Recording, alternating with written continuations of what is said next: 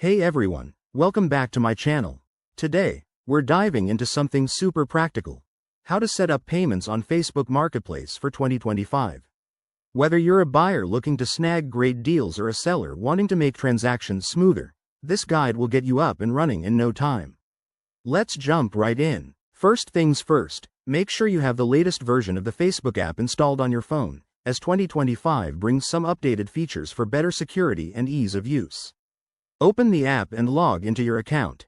Once you're in, head to the menu. That's the three horizontal lines in the bottom right corner for iOS users or top right for Android. From the menu, scroll down and tap on Settings and Privacy, then select Settings. Now, look for the Business Tools or Payments section. Don't worry if it's slightly different based on your region, but it should be under Payments Center in 2025 updates. Here, you'll see options for managing your payment methods. Next, click on Add a Payment Method. You'll have choices like linking your debit card, credit card, or even PayPal. Select your preferred option and follow the prompts to enter your details securely.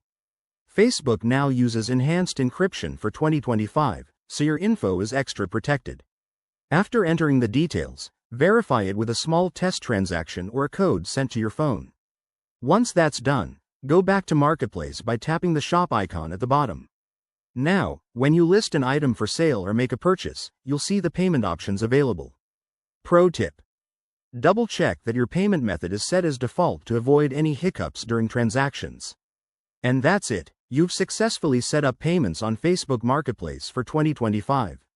Remember, always review Facebook's policies on fees and protections to stay safe. If you run into any issues, reach out to Facebook support. Thanks for watching. Give this video a thumbs up if it helped, subscribe for more tech tips, and let me know in the comments what else you'd like to learn. See you next time.